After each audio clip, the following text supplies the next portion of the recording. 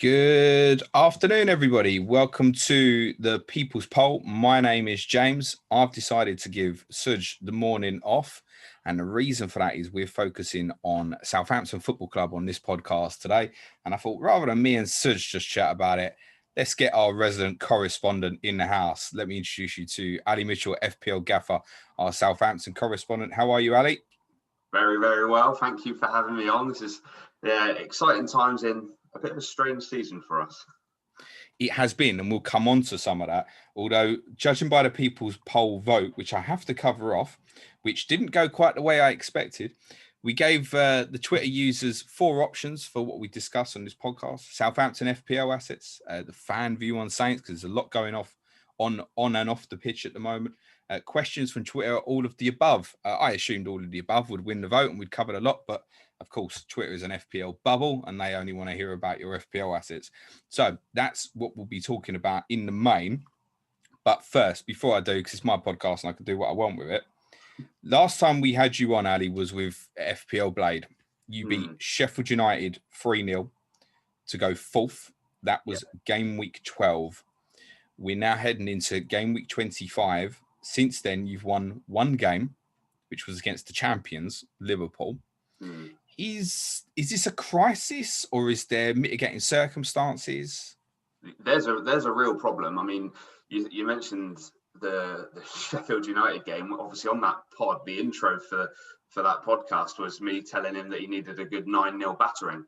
Was that right? Last time, and then I just never expected that to happen to us, and we haven't quite bounced back in the same way. And I don't know if it's maybe because I'm going to use the word safe. We are pretty safe in the table, although the form we're showing is relegation form.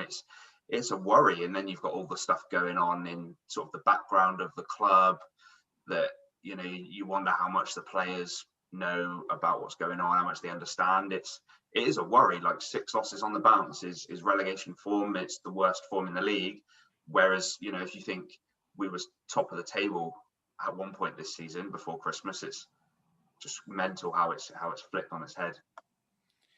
6 points in 11 games is relegation form, even in this season with the clubs at the bottom being well adrift. And listen, you're on 29 points. You're in no danger of going down. You already had the points on the board. I think the disappointing thing would have been at that point, you're thinking, well, at least a push for Europe, and could it be top 4? And at that point, certainly I was watching out for your results and quite often thinking, I don't mind if they get beat today. They're a little bit of a threat, actually. And now I just wouldn't really consider that way. It's almost a danger already that the season's going to just go into nowhere, basically. You need probably 3 wins maximum to stay up. Yeah. You might not even need that, I don't think. Maybe even 2 wins would possibly keep you up. So I don't think there's any concern from that perspective. But then the idea of European qualification is also possibly gone now, isn't it? Yeah, I think that's pretty much gone. Like, you said European push would have been amazing when we were sat top of the table and things were going great. Everything was clicking. It's if the season started halfway through last season and ended halfway through this season, we'd have been title challengers. But it's just completely flipped on its head, and there is no worry of relegation in my mind. It's more, just trying to build for the future. It just seems to be we don't seem to be moving forward. We just seem to be quite happy finishing between sort of 8th and 12th, as it were, and that seems to be the aim, which isn't really what I want as a fan. And I know there are plenty of others on Twitter that are griping the same way I am. We just want more. We just want to be playing better football and enjoying watching the games and not feeling frustrated. I think now many of these games during this run, you've still been all right to watch. I mean, first half yesterday were great, and I don't know what happened to the game, to be honest. I just think the officials killed it. I just think they have killed so many games this season, and it feels like, as I'm sure every fan would resonate with, it feels like it's all against your club, which it isn't. I know it's against other clubs as well, but I think we had the Villa game the other day when Matty Cash has put in a beautiful save, sitting 6 yards out. And then later on in the same game, James Ward-Prowse gets a yellow card for handball because it's not inside the box. It's like, go figure. And then yesterday, I just do not understand how the referee's not given a penalty against Ndonga. I do actually. 5 minutes after giving a penalty, to Wolves. And the reason he's not given that second penalty is because he doesn't want people to criticise him for giving that penalty just because he's only just given another penalty, and then he'll be given penalties whenever anyone appeals in his face. And it's like he wants control of the game. It's like, no, I'll decide when there's a penalty. You lot aren't just going to appeal and then I'll give a penalty. And it's kind of like a catch-22 of that is a penalty, but you're not going to give it because you've only just given one. And it's like so frustrating. And it feels like, they're dictating the results of the games. And yesterday, like you say, we were dominating until they scored, and then completely changed. I think they had about 70% of the ball in a 10-minute window in the second half. Absolutely at St Mary's, absolutely, unheard of. Even the bigger teams don't really get that much ball at St Mary's, but it is what it is. Just for the benefit of the audio listeners, because this will be difficult to understand, but when you put your arms out like that and you bend your elbows, you do know that's a natural position, don't you, Ali? Did I do that? I didn't even know that. No, you didn't, but then Donker did. Oh, right. Sorry. I thought I was so passionate that, I watched the video back and I'm like, not only has he got all the time in the world to see the ball, but he's like bent over like he's squeezing out a massive dump. Careful. I'm like, what's going on? Like, he should be booked for that defending alone, let alone the handball. Like, God knows what he's doing. I can get that VAR would have been frustrating because there was also obviously the incidents at the Manchester United game, and we have to talk about it a little bit, mate. It'll be better just to talk about it for a minute now, and then we'll put it in the bin. But it was nowhere near as bad as Leicester, was it? I know the scoreline was the same, but afterwards it felt like, again, there were kind of circumstances that led to what happening. With a young boy getting sent off, you had no fallbacks. The VAR with Bednarek getting sent off. It felt like, and obviously chances you missed as well. Che Adams disallowed goal, the Che Adams sitter that he missed as well. Whereas Leicester game was, it's as bad as I've ever seen any team playing a game of football, I think. I think did it feel as bad as the Leicester? It didn't. I was kind of sat there when the lad got sent off in the first 90 seconds. I was sat there and I was thinking, this could be really bad. Like, this could be bad because, Manchester United were in form. They've got the players that can really pick you apart. It didn't feel as bad as Leicester to me personally. Probably because of our position in the table, maybe. Whereas, when Leicester, beat us, we were in a real bad way. And and we were at risk of going down, even though it was earlier in the season. Whereas this one, it just felt like, a few decisions definitely didn't go our way. We were always going to lose that game from the way that it went, but it didn't feel quite as bad. It might be because I had a couple of Manchester United assets in my team, who knows? So why would we want to buy Southampton players with 1 win in 13, 6 defeats on the bounce? Why are we here? Why are we talking about it? Well, I'll tell you in the first instance why. We've got a double game week for Saints next week. Yeah. Chelsea at home, Leeds away. We could have a double game week in game week 26. I think it's probably a 60% yes and a 40% no. In that game week, you've got Everton away, and we think Tottenham away could get added to it. And then in game week 27, you've got Sheffield United away, I believe. And then we think Manchester City away is going to be part of that double game week. So we've got a team potentially with 3 double game weeks in a row, and they can't fucking win at the moment. And we're about to steam into their FPL assets. I guess the first question here, Ali, is that for yourself, what do you own in terms of Southampton assets at the moment, and what's in your thinking? At the moment, I don't own any. I did own Vestergaard before he got injured and had to take a few games off. But I don't own any, and to be completely honest, I don't have any plans to bring any in. Wow! Because our form just isn't good enough. I think the obvious choice would be Danny Ings, but then I'm just comparing him with Che Adams here. Adams has missed 11 big chances this season, whereas Danny Ings has scored 5, missed 5, and I think that Che has some real potential in this league. He's just not clinical yet enough in front of goal. And I think that if your budget is stretching to Danny Ings, I feel like there may be some slightly better options for you. But then he did get the goal yesterday. He can score goals from not a lot, and that is the one reason that I would say if you're thinking about bringing him in, yeah, do it. You know, if your budget's around that amount and you can't stretch it to like a Kane, Danny Ings would probably be the guy. But you know, we haven't kept a clean sheet in what feels like forever. Would I be bringing in any of our defenders? Probably not, because there are better options at a similar price. If we can talk about Che Adams first, and then we'll come back to Danny Ings, because obviously he wasn't in the team yesterday. He was a sub, came on, missed a really good chance towards the end as well. He's not got his body position right when he heads it wide.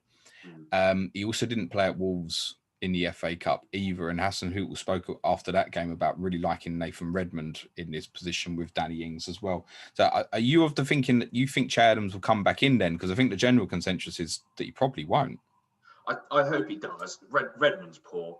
I've been on this pod too many times saying, yeah, he's a decent footballer, but he just doesn't provide enough in terms of FPL. And I was watching him yesterday, and I was like, you know what, you're not good enough. You're a squad player at best. He's just not good enough for this level. And I think Adams is better. What he creates and what he has the potential to do in the box is enough for me to think he needs to be playing games and he needs to be scoring a couple more goals. And when he gets that confidence, you know, he's doing the right things. He's kind of like, he's reminded me quite a lot of Calvert-Lewin in the sense that, you know, he's getting himself into some great positions and Calvert-Lewin's just converting those opportunities, whereas Che Adams is more hitting them straight at the goalkeeper, or, you know, it's just a minor tweak, and I feel like he's there. Whereas Redmond, I just feel is just has no end quality whatsoever. His passing's pretty poor, and he can't shoot. So he doesn't do it for me.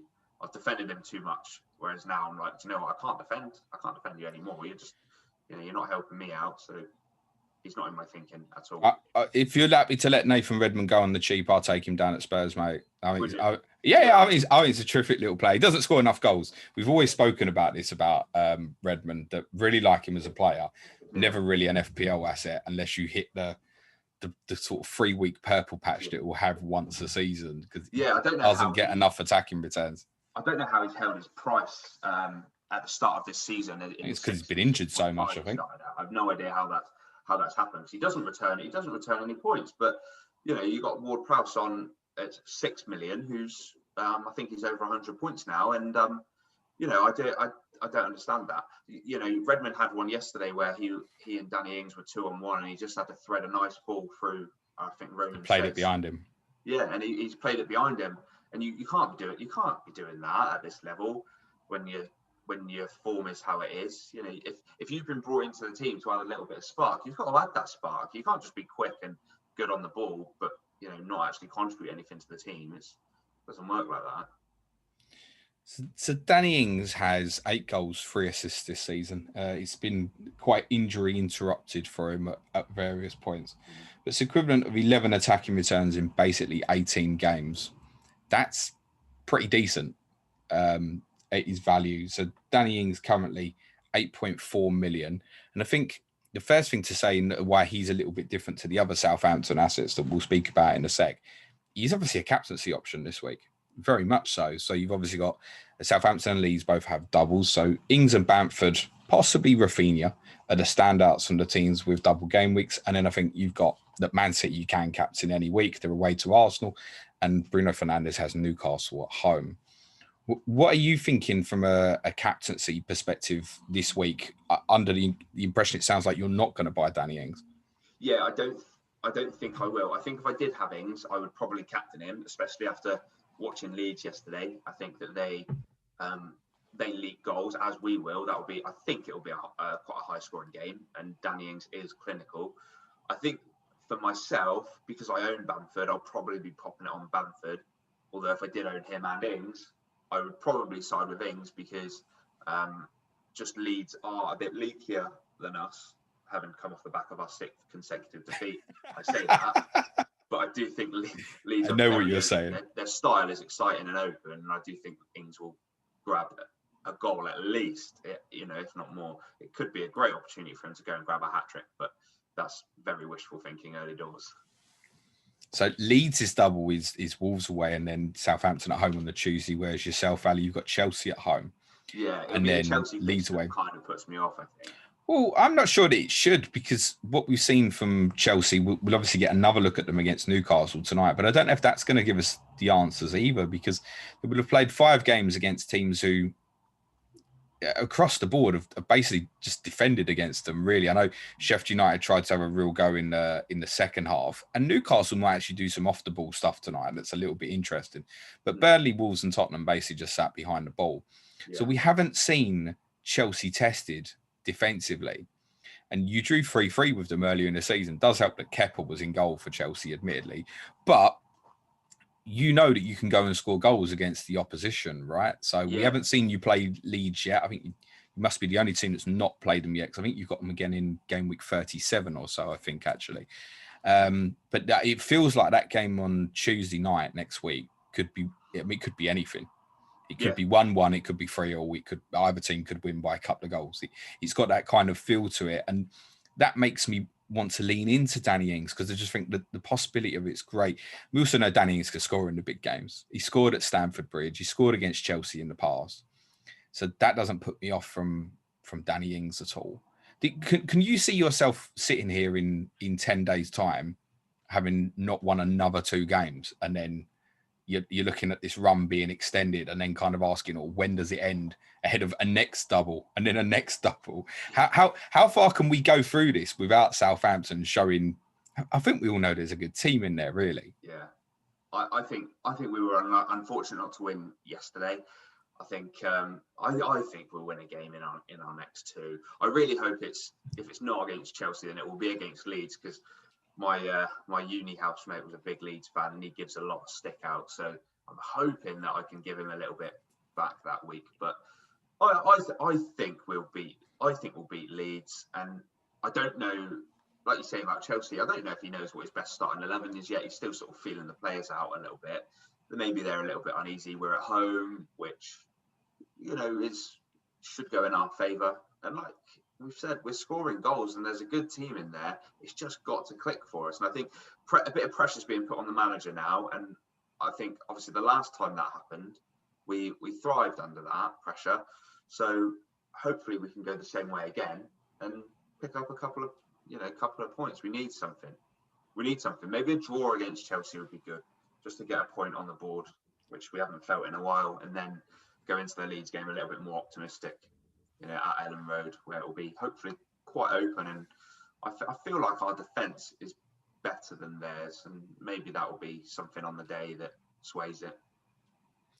We'll come back onto the defensive, just a final note on obviously Danny Ings in terms of for next week and beyond. Maybe is obviously at the moment he's 10% owned, whereas Bamford effective ownership is going to be massive next week. But I think it feels like a close call if you add both. It feels like a close call in terms of which one you captain, and probably your position as an FPL manager is possibly going to influence which way you go on that. It could be the fear of Bamford and the ownership, or if you're looking to chase, there's worse people to back this week than Danny Ings. And to know that you could have the 2 doubles after it is worth saying above anything. The one recommendation I can certainly give everyone is don't make the transfer yet. Like, wait towards the end of the week, because this 26 double that we're talking about is hypothetical at the moment and may not happen. And that's obviously going to influence people in terms of their decision making beyond, particularly for those, say, on a wild card this week. So I think if you're on a wild card and you're looking to bench boost in 26, if Southampton have the double, then another double afterwards, there must be a temptation to get 3 Southampton players just on that alone. Yeah, you're setting yourself up for the next few game weeks, aren't you, really? And, they're at a price point where you can quite easily transfer them out for lots of assets from teams that are doing really well, like Villa, Leeds. There are players out there that you can easily switch them out to after the doubles if it doesn't quite work out. But like you say, chasing, especially in my position, I'm feeling like it would be a real option to bring him in and captain him, because I'm chasing. And Bamford and Ings are very similar in their their sort of clinical nature, and it could go either way. One of them could go nuts, they both could score, but equally they could both blank, because they're not those premium strikers that we know that we're expecting goals from every single week. If I had Ings and I was chasing, I would, which I am, but I don't have Ings, I would captain him.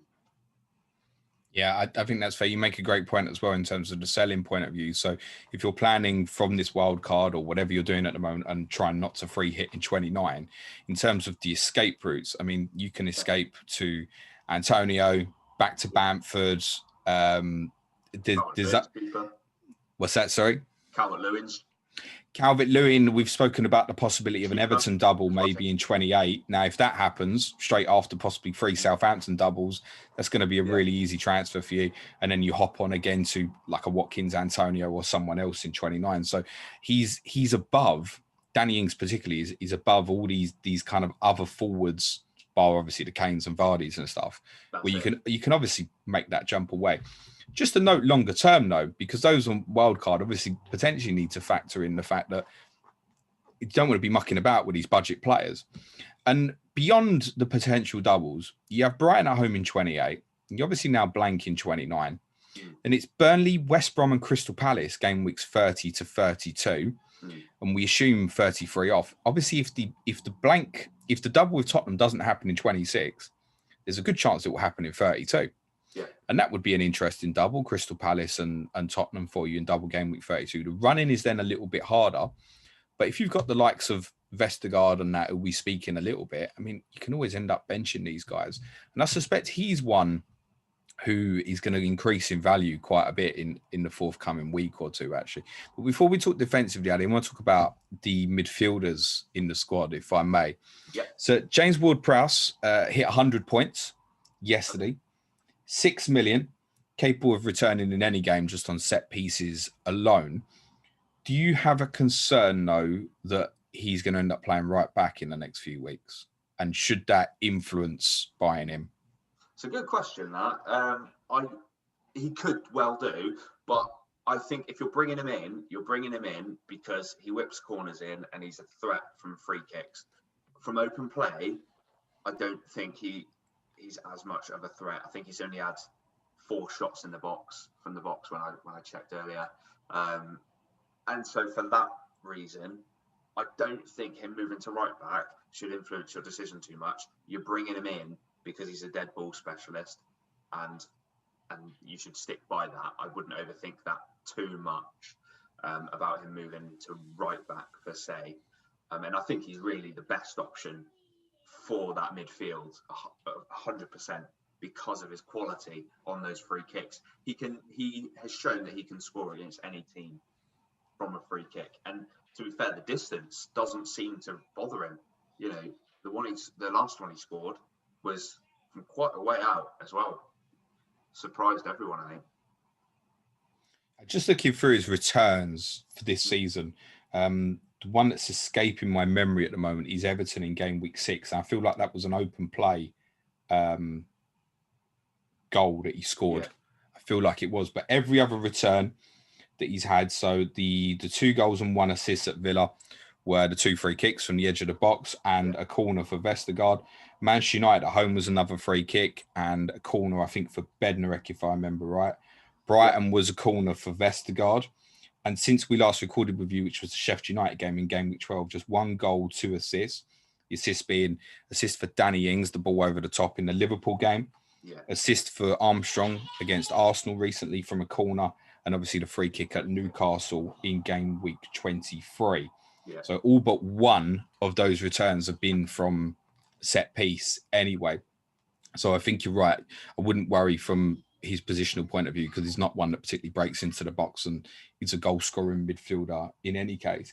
Interesting, you say he's possibly the best asset in the midfield. One player we spoke about a lot in pre-season is Stuart Armstrong. 5.5 million, 0.3% owned. He's the one that might fit into me budget-wise at the moment. And yeah. I feel like he's beginning to pick up a little bit of a run of form and taking a bit of ownership for his performances in the Southampton team. Admittedly, himself, going back to that Sheffield United game, only 1 goal and 1 assist. doesn't lead you to think, oh, I'll dive in. But he is someone that does break into the box. Yeah, he's not played. I think he could be interesting. That's it. He's not played quite as much as Ward-Prowse has in terms of his minutes, but because I think he missed quite a lot he's missed a couple of like random matches and he's been substituted quite a bit earlier, whereas James Ward-Prowse tends to see out longer spells of games. But he's had 3 goals, 3 assists. The assist yesterday was out of nothing, like just a little bit of quality that we, as you say, in pre-season we spoke about that we know he has in him, and it was quite nice to see him get that assist yesterday. And hopefully he can push on from there. And again, 5.5 million, like you say, he fits into a lot of people's budgets. And if you're looking to offload like Thomas Soucek, who's 5.3, 5.2, then Armstrong I think, be a nice little sideways move there who's got better fixtures and the double game weeks. Like all the signposts are pointing towards him. With Ings fit and firing, it could be a great move. Well, I'll give you an example in terms of the thinking for myself. Now, I'm trying to plan 2 11 doublers in 26. I've already used bench boost. I'm looking to triple captain, which we might speak about in a second as well in 26. Now, we don't know quite the situation with Ilkay Gundogan at the moment, who's obviously extremely popular. The reports coming out of Manchester last night suggested that he could be out for 3-4 weeks. Now, if that's the case, I need to find a way to get another Manchester City asset. And my immediate thinking at the moment is to go to someone like Armstrong, Rafinha, depending on how the fixtures map out for Southampton, and then get Cancelo in next week. And then I'll just go triple City defensively. And for that to happen, it needs to be someone at around about that sort of value. And I'm thinking Armstrong and Rafinha feel like the 2 standouts. I think you'd probably be... It's difficult to make a case for Armstrong over Rafinha at the moment. Yeah. But if you take it over a 3-week period, and if it's going to potentially be 3 doubles versus 1 double, then potentially that's quite interesting, I think. Yeah, that would swing it for me. And then also, beyond that as well, where you mentioned our fixtures look really bright between sort of game week 28 and 32, that could also influence wildcarders' thinking, because you're not just planning for the double, as nice as that is. You've also got to think beyond that you don't just score massive in the double and then lose a load of ground. You need to sort of maintain that and not treat the double as isolation. And our fixtures are quite significantly better than Leeds. I'm just looking at Leeds here. They've got Fulham, then Sheffield United in 29 and 30. But, both of those teams are going to be at that stage in the season where they're going to be fighting for their lives. And they've already seemed to show, Fulham last night, amazing result. Sheffield United have got a couple of wins recently. Those 2 teams are showing that they can find form, then they'll be able to beat teams. So from that respect, Armstrong does look quite nice. But like you say, in current form and a free scoring Leeds team, Rafinha, I wouldn't look past him just yet. I think he would win it for me right now, but I'd definitely be keeping my arm on Armstrong at that ownership, because if you're chasing, then that could be the way to go for sure. Agreed. What's your thoughts on Minamino so far? Yeah, he's made a pretty good start. I was surprised that he was pulled yesterday, like earlier. I thought it would be Redmond. That might be because I just don't fancy him in the team anymore. Obviously, he got the goal in, what day are we now? Monday. He got the goal in midweek last week, and positive start.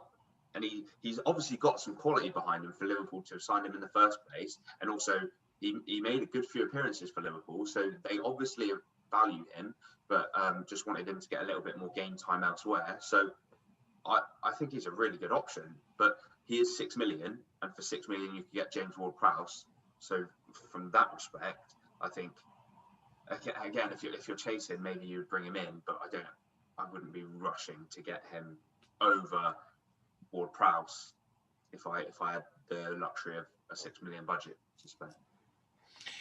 Yeah, I mean, Ward-Prowse does play every minute, every game, basically. And when you're heading into doubles periods, that little bit of security does help rather than, actually, even Armstrong and Minamino were both on the borderline of 1-pointers yesterday. Minamino withdrawn at 62, Armstrong withdrawn at 69. I think we can rule out Nathan Redmond from your thinking at 6.4 based on what you're saying, although I think his position in the team at the moment is quite interesting. And if you're locked into a position where the value doesn't matter, for example, because you've got so much spare and you can't see yourself using it, I wouldn't rule Nathan Redmond out, although at 6.4 is too much compared to the other guys, in my opinion. And I guess for similar rotation issues, we have to rule out people like Gineppo at the moment, who at 5.4. He's in and out the team, isn't he? Yeah, I mean, Redmond's only got one goal, and this season it was against Sheffield United. He came on as a sub late on. I mean, he's not provided any assists. He's played over 700 minutes of football. Like, for 6.4 million, you're expecting more. I wouldn't even risk bringing him in for a punt. I just don't think. I just can see that going horribly wrong. Gineppo, 1 goal, 2 assists in just a little bit more time. But again, he's rotated far too much. He came on yesterday and didn't really look like influencing the game, which I can't say is always the case. Like, he has come on and looked really bright sometimes. But I just think that Ward-Prowse and Armstrong get my priority vote. I'd probably then go Minamino, to be fair. I think if we're going to build any sort of momentum in the second part or last part of this season, we need to be playing the best players, and Minamino, I think, is up there with one of the best that we've got at the moment. I think it's fair to assume that Minamino has not been brought in not to play.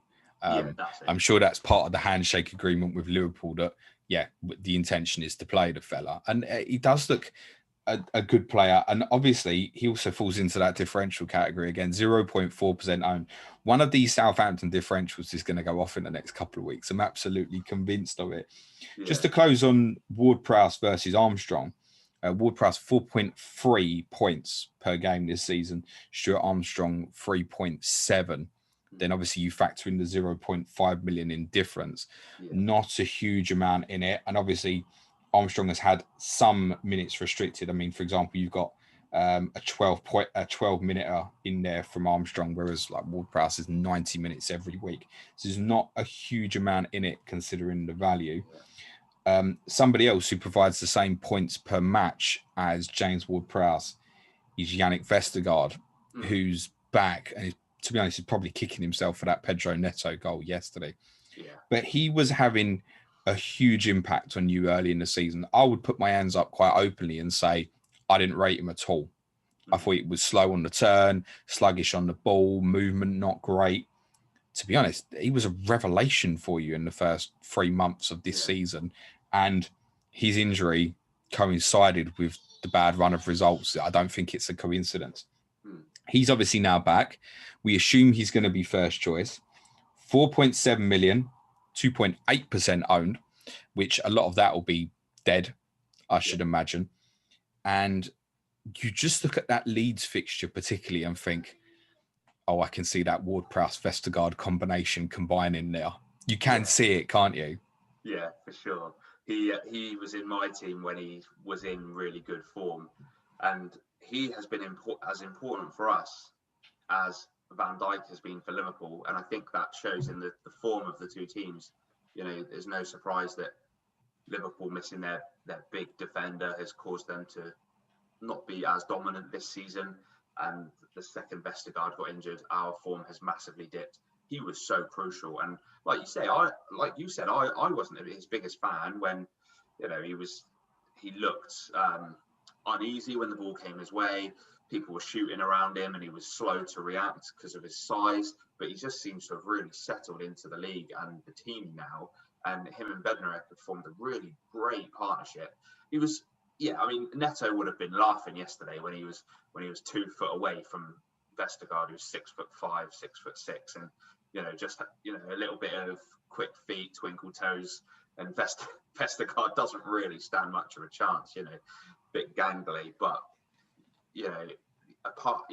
I'm glad to see him back, and he did make a really good block, sort of diving in quite late yesterday, and just showed glimpses of his quality, and he's a real threat from corners because of the quality that Ward-Prowse presents from the dead ball, and just the size of Vestergaard. It is a combination that, if you're going to triple up and you bring those two in, it could it could work in such wonders for you and propel you through those ranks, because not many people might gamble on one, but to gamble on both, I don't think people will do it. They'll say, I'll bring in one as a nice little differential. And if you can bring in two, we know it has the potential to do well. And if it does, it would do really well. Ali, I'll be honest with you right now. If the Tottenham fixture happens in game week 26, I might be bringing 3 of yours in this week. I've got 2 free transfers. I would look at that as a -4, worth it over a 3 game week period. Yeah. And for someone who's trying to look for balance between the doubles and the blanks, that could well be the way I go. And I think up defensively as well. If I was going defensively, it would have to be Vestergaard. Yeah. And one of the reasons for that is, and to be fair, it's Vestergaard's favourite pass is the long diagonal to Cole Walker-Peters. Who obviously plays really high in your system as a right back.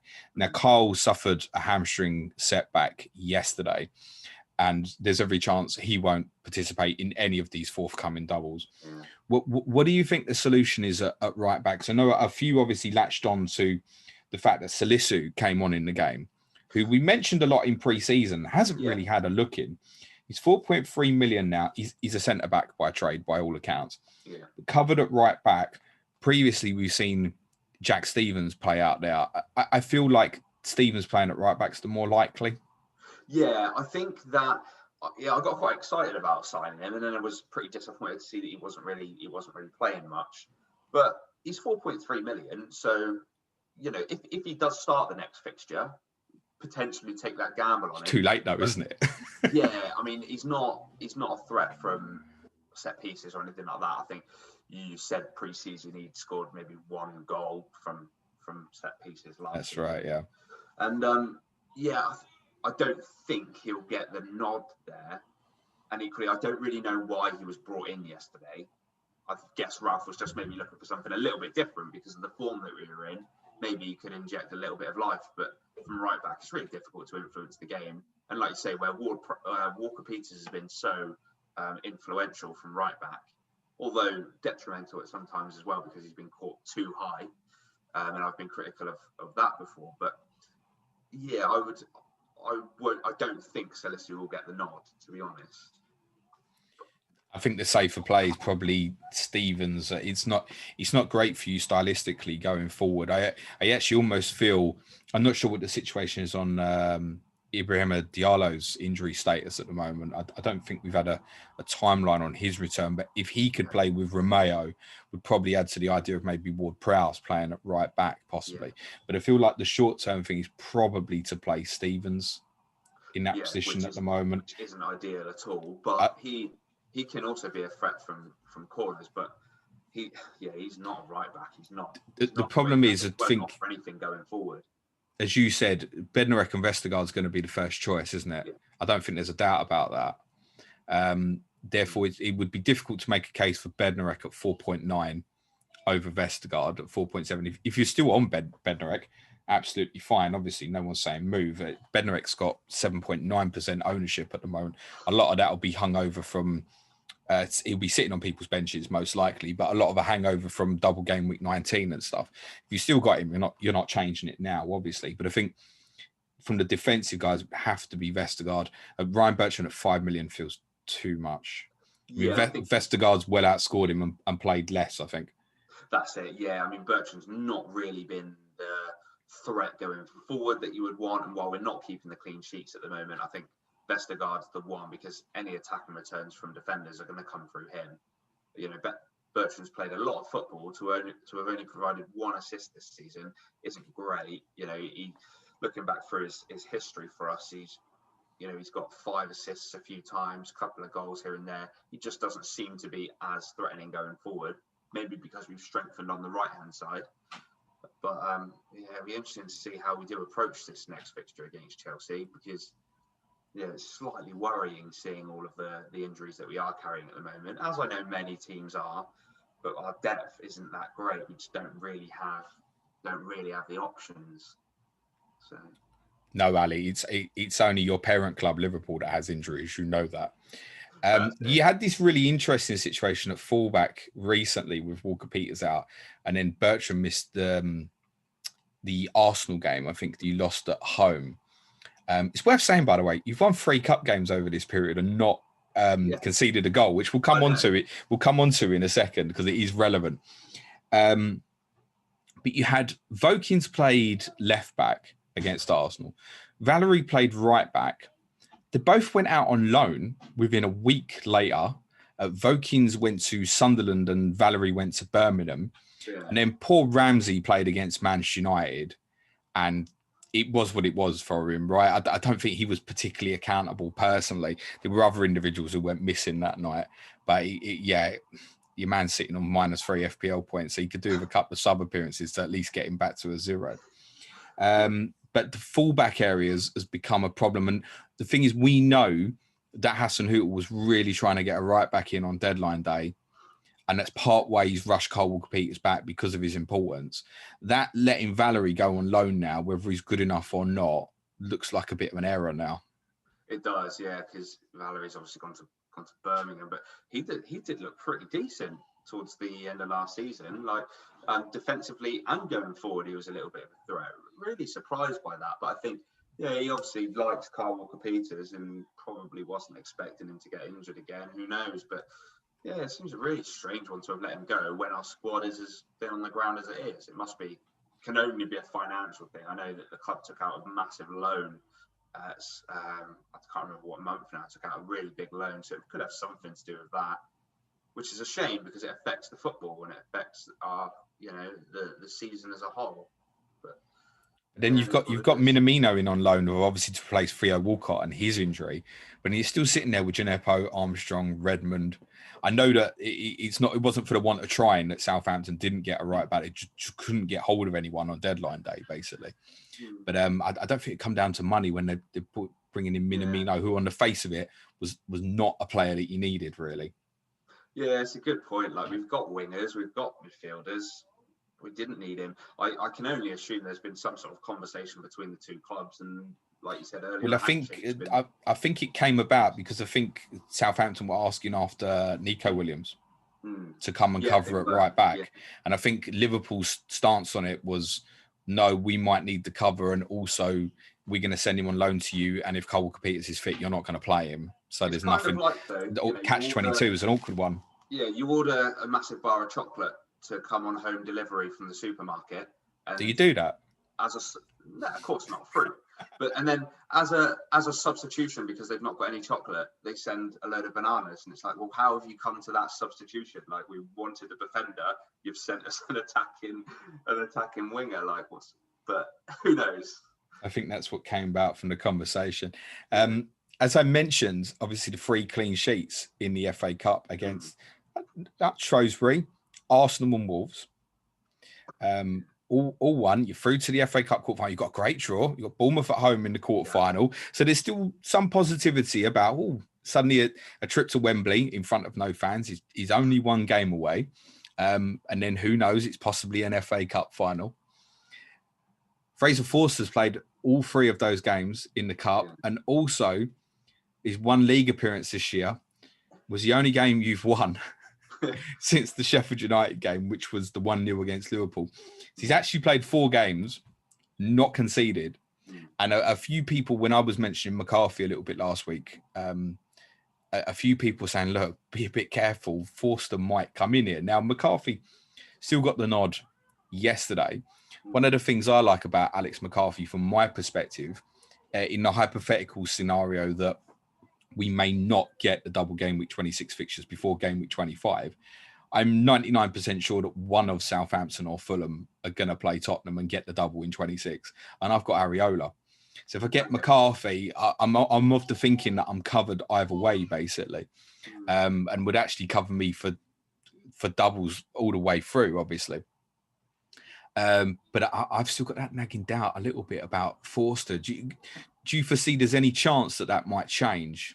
Yeah, I really do. I love McCarthy, and I think bastard Ali. I want to get McCarthy. Yeah, I feel like he's a fantastic keeper, and I did send a tweet out yesterday just saying, fans that I don't think we can blame McCarthy for the goals that have been going in. The Manchester United game aside for a minute, I feel like the goals yesterday. What what was he meant to do with that Neto chance? Like he's made himself big. He's covered his near post. It's from point blank range on Neto's strong foot. What is he meant to do? There's not really much he can do to save that if you're putting yourself into his shoes there. I feel like blaming him for those incidents is a little bit harsh. It was the opinion I got from Saints fans that it wasn't the 9-0 that was so much the problem. It was the performance at Newcastle afterwards caused a few alarm bells, like with the distribution for the ball from which Almiron scored. Looked like confidence was wasn't quite in the right place. And that does make me think there could be a chance that he's just given a few games just to regather himself, because you think of Pickford, Everton had the same. He was just given a bit of time, and I don't think there was any sort of animosity between club and player or manager and player. I just think he's got to recognise that maybe he does just need a little bit of a break. And with Forster being just a different personality behind the defence, it could do wonders for Forster. And he's not an inexperienced keeper; he's experienced. He'll be talking to them all the time. I don't think it's that much of a risk to bring in a well-seasoned professional like Forster. I think it's a real opportunity, and so for that reason, I wouldn't be bringing in McCarthy. I love him personally, and I stand by the fact that he has kept us in the league over the past few seasons with some of the shot stopping that he's done in really big, important games. But at the moment, confidence is low, not just in the keeper, in the whole defensive structure, and it could just be a change of personality behind the defence changes their confidence levels. I don't think it's the keeper's fault in isolation, but I think there's something that needs to change. It could be, and that seems to be really the obvious one, because he's letting in these goals, that Forster comes in. It'd be no clean sheet for McCarthy. Actually, you had a couple of 0-0 draws, didn't you? Fulham and West Ham over the sort of Christmas period, which were they were not great games. I think you were missing Ings then, weren't you? It wasn't helpful. Yeah. Otherwise, I mean, I think the Fulham game particularly, you probably would have nicked. Che Adams missed one in front of goal. I don't know how he missed it in that Fulham game. One of the things I've been saying recently, Ali, about Southampton, and I suggested a few months ago that I thought you would struggle a bit over the Christmas period because of how you play and the sheer amount of fixtures possibly catching up on people. Now, it feels like that kind of weekend, midweek has calmed down, but because you're still in the FA Cup and because you might have these 3 doubles in a row, it might not. And yet it's the 26th double, if that happens, that is possibly going to convince people to think, oh my goodness, 3 doubles in a row. How can I look beyond it? And yet we're saying too many fixtures is possibly the problem. Do you have any thoughts on that in terms of 3 times a week's becoming a bit much? Potentially, but then I don't think we're much different to any other clubs in that respect. Like, it's been a really congested fixture list for many, many teams. Potentially it affects us a little bit more because we are so thin on the ground in terms of our players. But yeah, and you've got James Ward-Prowse, who's played 90 minutes in every single fixture. At some point, that's got to hit him. You would think it's got. He played nearly every minute last season as well, though. To be fair, mate. Yeah, I mean, but it's not an easy position, the one that he's doing, because of the way we play, and we do give up quite a lot. I'd say over 50% of the ball, not quite as much as 70% that Wolves got last night at one point, but we do give up quite a lot of the ball, and we rely quite heavily on our pressing. Yeah, at some point, that's got to affect him, surely, especially when the players around him are pressing with him, so they're going to start to get tired, and then if you're banking on his fitness to cover you, at some point it's got to give. It's got to. At the moment, and that could be one of the reasons why we are struggling. The players could just be fatigued. Yeah, absolutely is a possibility, mate. Do you know what? Mentally, we've spoken about mental fatigue with Liverpool at the moment, but it could be a little bit for Southampton as well, because we know they're high energy, the way you want to play, etc. But then mentally, chasing after the ball becomes a bit more difficult when you haven't won in like what feels like 2 months, basically. Yeah. That becomes hard work. Well, you're happy, aren't you? You're buzzing, you're pressing, but when it's not going well, you just feel like you're pressing for no real end, really. That run, which basically coincided with since the Sheffield United game in game week 12, I just had a double check on that. From obviously that game and before, every game you played in the Premier League was at a weekend. And game week 13 was Arsenal away, was your first midweek fixture. And you haven't won since.